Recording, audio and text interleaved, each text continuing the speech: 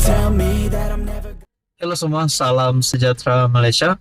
Tuan-tuan dan Bapak yang amat dihormati, terima kasih karena setia dan terus bersama di dalam channel ini. Selamat datang, admin ucapkan kepada yang baru di dalam channel ini dan selamat bergabung. Saudara-saudara, baru-baru ini kita dikejutkan dengan satu isu ataupun satu berita yang melibatkan nama Menteri Besar Kedah Muhammad Sanusi. Lagi-lagi kita dengar nama Sanusi menjadi buah mulut orang. Dan yang terkini berkaitan dengan Sanusi kawin dua ataupun perkawinan keduanya, ini satu berita yang pasti menggemparkan penyokong-penyokong PAS dan juga peminat-peminat politik tanah air. Perkongsian daripada Malaysia kini bertarik 5 September. Sanusi gambarkan poligami macam tukar berus gigi menurut Maria Chin. Saudara-saudara, adakah setakat ini Sanusi memberikan satu contoh ataupun satu teladan yang baik sebagai pemimpin tertinggi PAS sebagai Menteri Besar di Kedah? Bekas ahli Parlimen PKR Maria Chin Abdullah membidas kenyataan Menteri Besar Kedah Muhammad Sanusi berhubung isu poligami.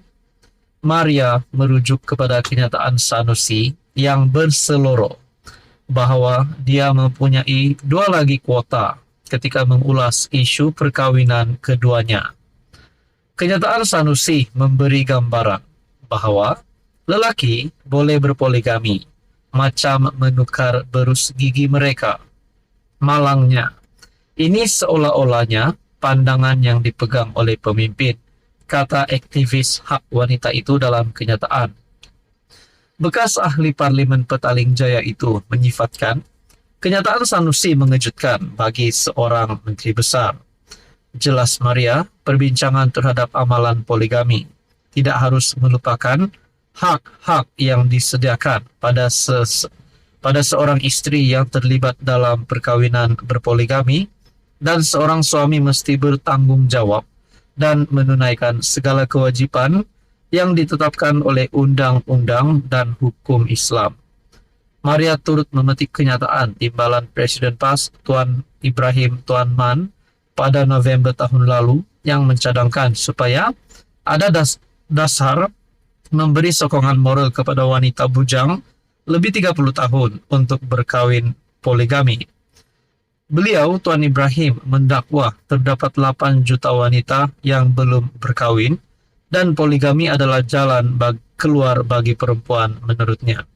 Saudara-saudara, adakah dengan ini memberikan impak yang baik kepada PAS terhadap Sanusi sendiri, ataupun sebenarnya ini akan memberikan satu kesan yang buruk kepada PAS dan Sanusi? Apa pula komen Anda?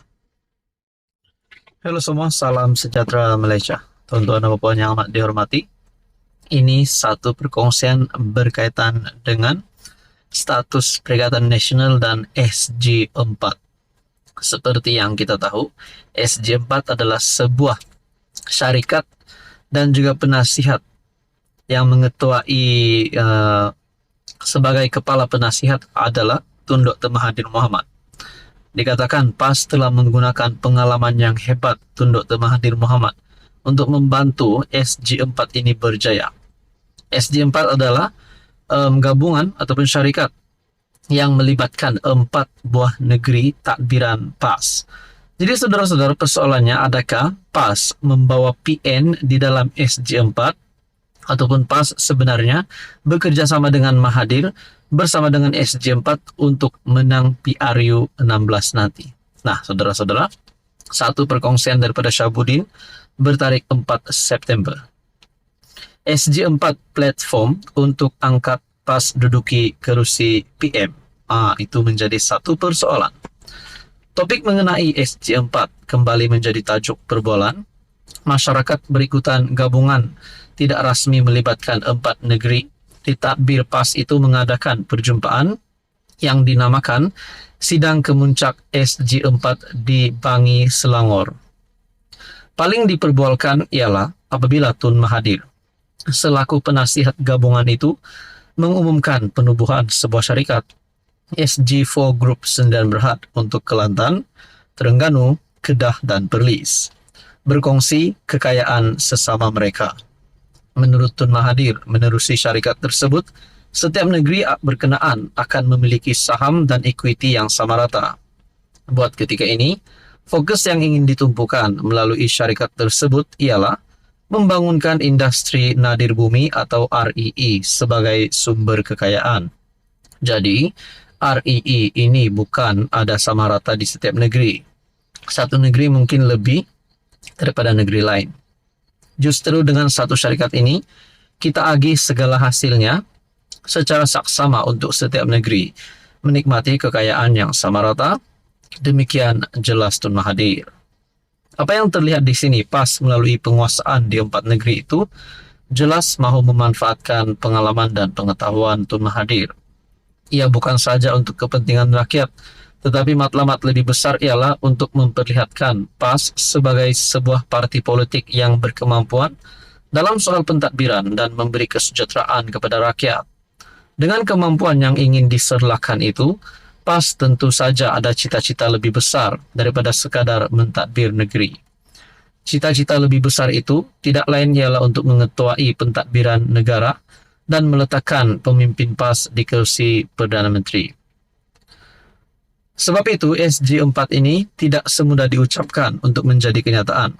Tetapi, daripada sudut politik, tempo PRU 16, hanya kira-kira 3 tahun saja daripada sekarang, dan PAS tentu melihatnya sebagai peluang terbaik untuk menggapai cita-cita mereka.